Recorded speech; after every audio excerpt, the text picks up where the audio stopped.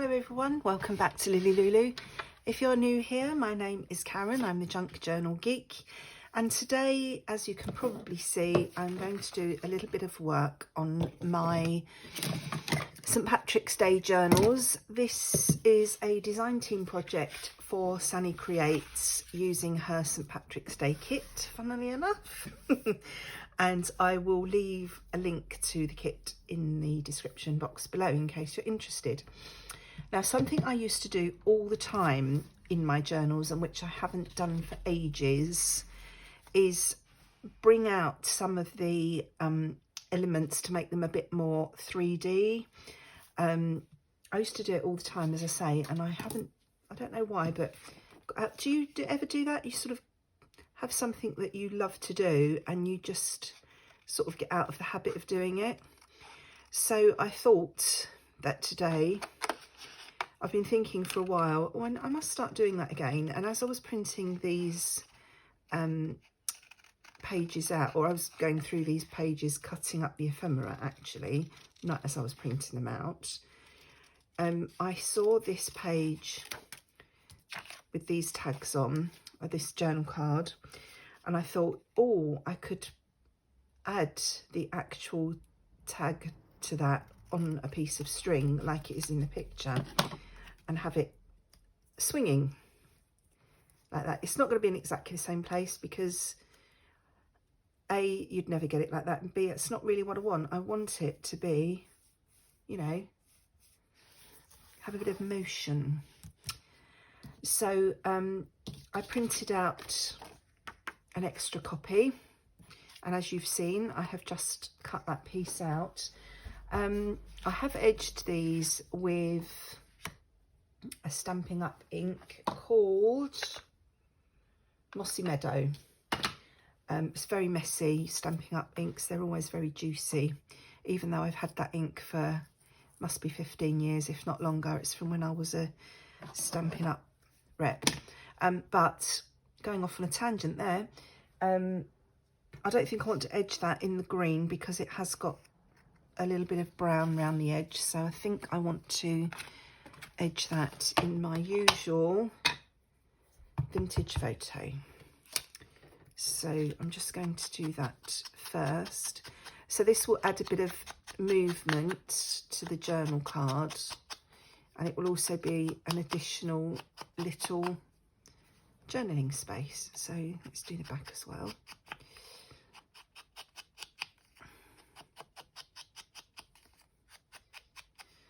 So I'm going to pop that on there with a piece of string. So what, oh, that's what I was looking for when I turned the camera on.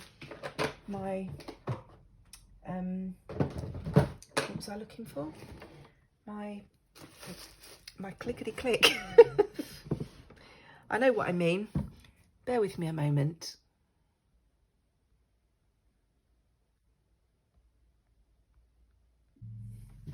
I'm back again. Obviously, I was talking about my crocodile.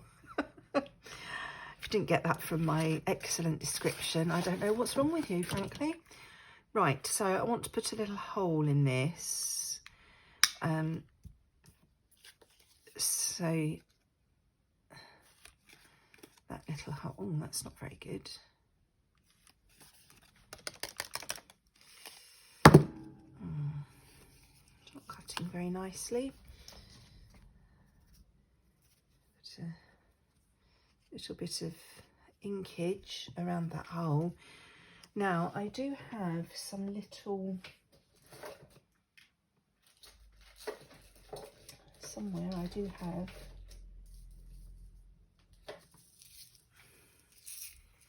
some little eyelets. I think these may be too small, and I'm not sure if they'll work with a crocodile. I found them in the charity shop.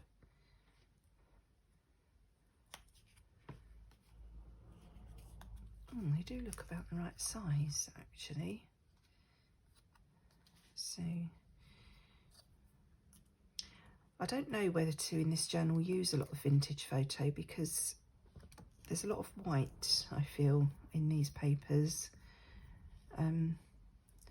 So although vintage photo really does go with anything, I don't know if I should be scrunching it up.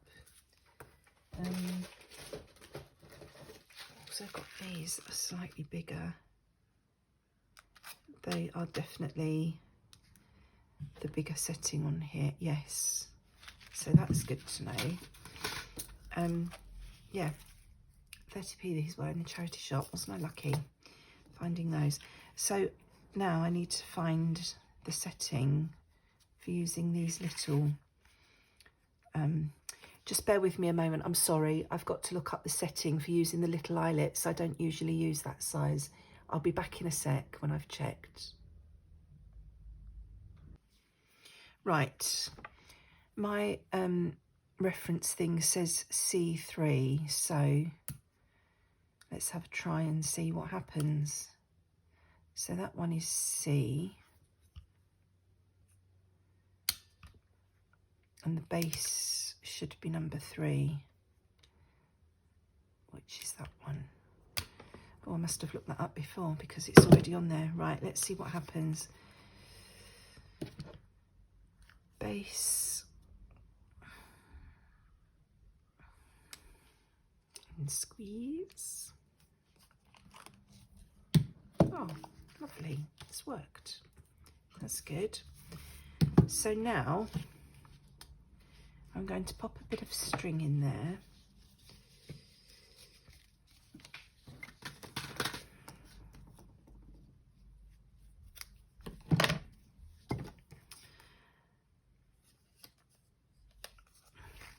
And what I'm going to do is actually fix it to the top of the journal card, so you know it won't be in exactly the right place, but it's just to, you know, add a little bit of interest. So as I've got that set, I might as well use the mini one again, mightn't I?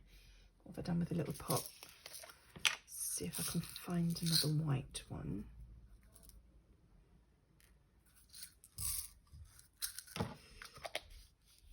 And then let's make a hole roughly in the middle.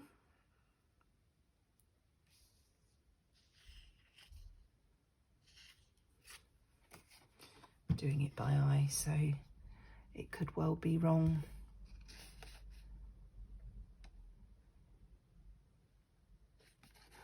Does that look like it's in the middle? Sorry, you probably can't see what I'm doing, can you?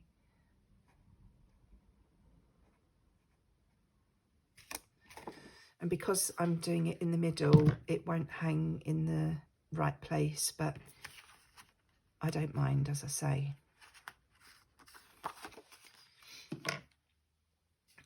Right, let's have another squeeze.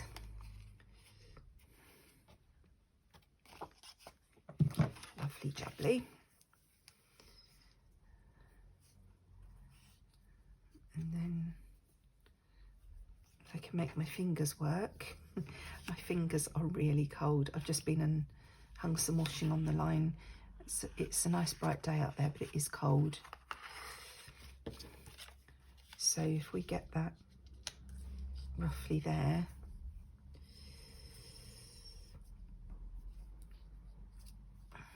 Let's tie this up at the top somewhere.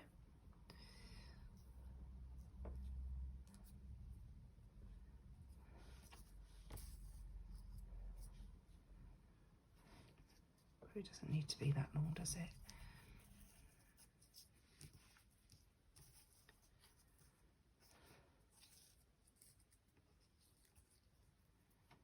So have it about there.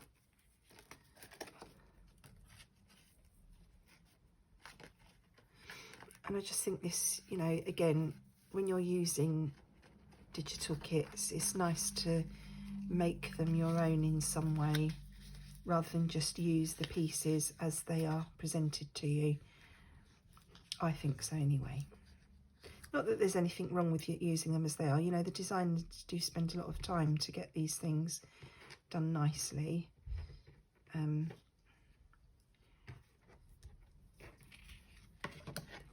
it's just what I like to do. So I think that's quite fun. So we've got at first glance, you know, it looks like it all blends in, but it's got a bit of a dingly dangly going on. So I like that. I might change the way that's tied at the top. I don't know, but I like it. I like the way that's come out. And then what I thought I would try and do on this one is replicate the bunting and put it on the strings. So again, I've cut it out again, but this time I'm going to need to leave some room at the top.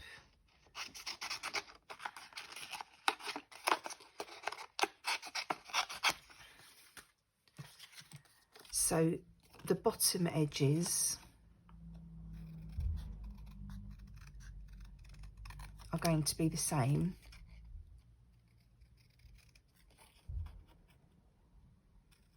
But I'm going to have to leave a little bit at the top to wrap over my string so that I can fold that over the string. So we need to mitre these at the back just so that we won't see them when they're folded over. This one's going to be a bit strange because we've got the man's hat.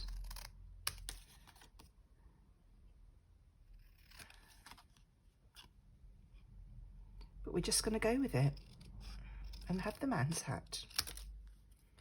So again, we'll just mitre those a little bit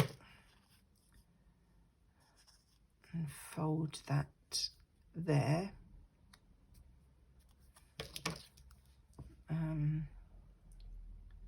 I'm not sure whether to leave that like that or whether to try and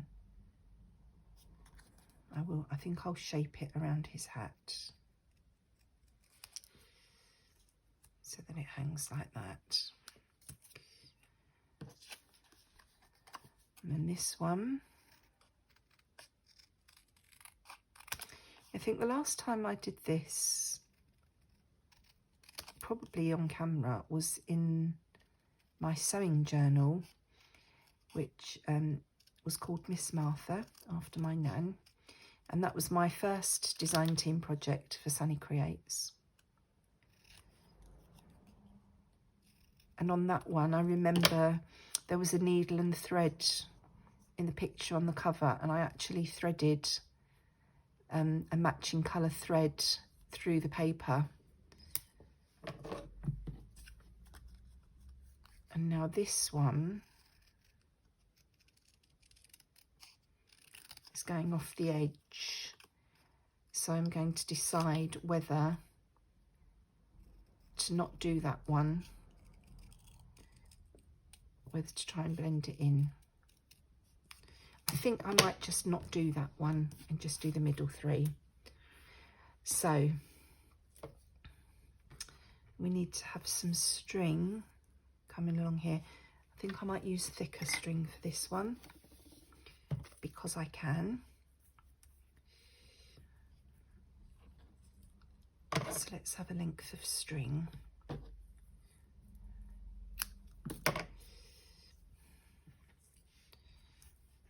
Right, so what I'm going to do, I'm going to stick my flappy back bits, excuse me. Actually, do I want to ink these first? I think I probably do, just to make them stand out a little bit more. So I'm going round the bottom parts with the mossy, what was it called? Mossy Meadow.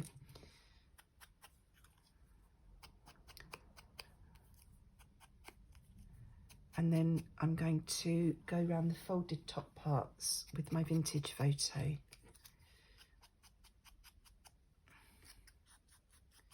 Right, so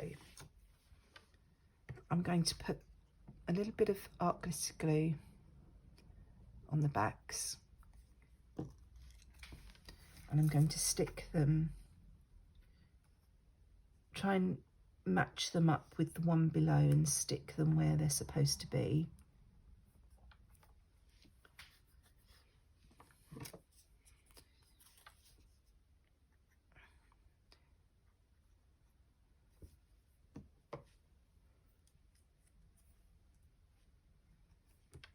Oops. I hope I'm not sticking my head under the camera, but I do apologise if I am. Where's my dry wipe? Get rid of that glue.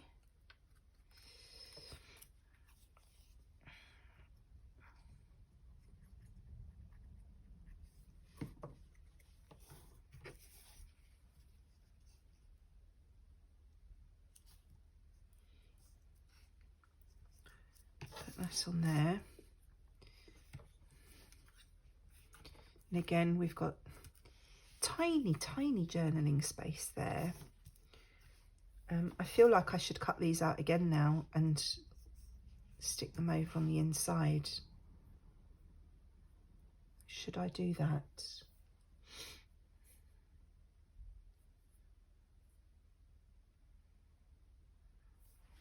I'll think about that. I'm just going to give these a little bit of ink on these bottom bits, and then I'm going to pop my twine along here.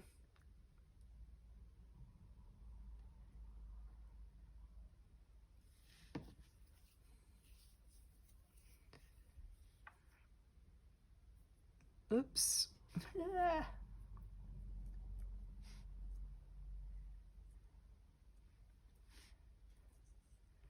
So I'm sticking the twine, I'm gluing the twine onto the bunting, but I'm not sticking it in between because I want it, you know, to look realistic.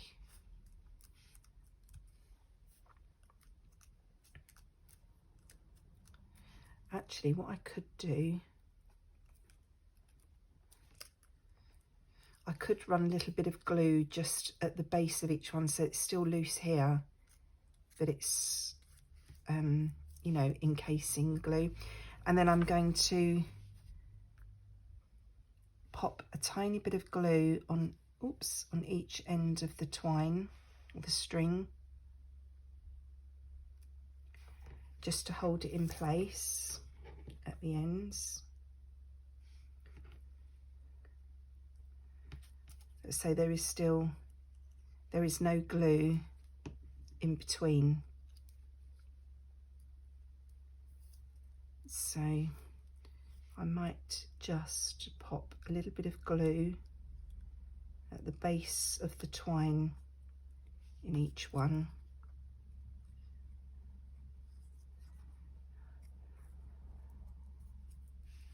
And then, oops,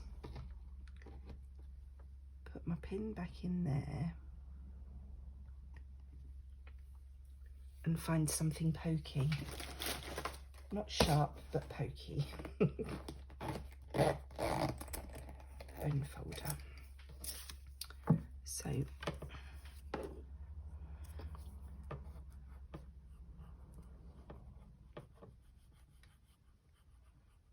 oops.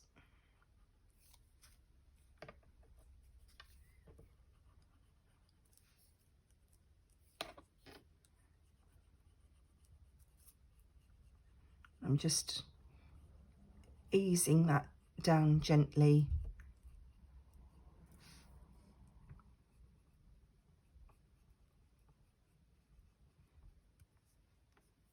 So then hopefully that also makes it look more realistic with the twine, because you know you've got that dimension of where the string is.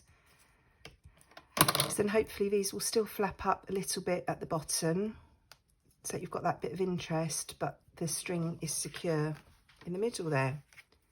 So I think they're quite fun.